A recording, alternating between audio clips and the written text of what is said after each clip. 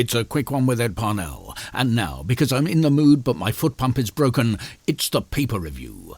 The Daily Mail has a revelation that Keir Starmer may blow goats. There's a complex look at Labour funding outlined in their manifesto using some peas and a big sausage. Richard Littlejohn says it's a shame we can't just tow the Falklands into Portsmouth Harbour so it's easier to keep an eye on them, and Richard Madeley reveals favourite people to strangle in their dressing rooms.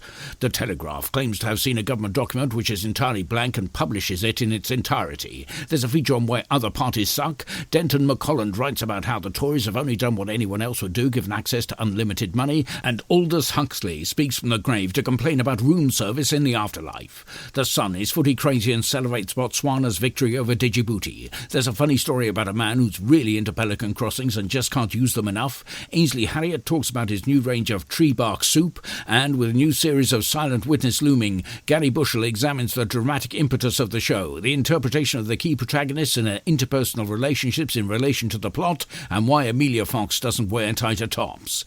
The Eye is also celebrating a big win last night with a late-night Jenga marathon. There's coverage of the debates and how to revive somebody who sat through them, and news that scientists have discovered a way to make Heart FM listenable. The Financial Times has been looking at a deal between Yongard Smithers West and Pickle Monteith, which could see them become the biggest distributor of socks in the Salford area, and what it means for your feet. The Mirror claims Keir Starmer gets all his ideas and policies direct from God himself, and if you disagree with any of them, you are Satan himself, and as such you will burn. Burn, I say!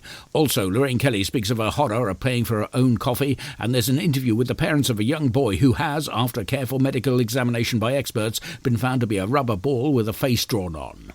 The Independent has looked at all the major parties' policies and frankly is thinking about moving to Spain. There's an exclusive on the new Telsa glove box and why men and women have different opinions on your attire. The Star returns to a story they covered some time ago for a catch-up with the egg who had a great fall and his subsequent rehabilitation into society, and his ongoing legal dispute with the King's Horses and the King's Men, which is based on his lawyers querying what horses were doing being involved in his reconstructive surgery in the first place.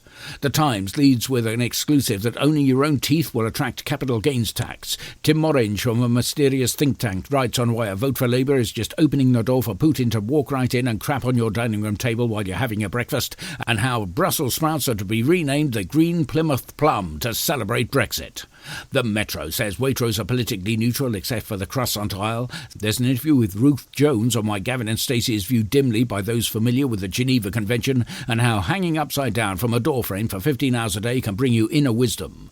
The Express is a whirling dervish of punches, kicks and blows free to anyone passing by because, let's face it, you are asking for it, and even if you weren't, the Express's dad used to do it to them all the time and it never did them any harm. Also, Vanessa Feltz reveals her favourite buttock to scratch. The Guardian is ashamed of what it's done. It's let itself down and let you down, and will go away and think about things and come back a better paper. Those are your papers. Einstein, a go-go.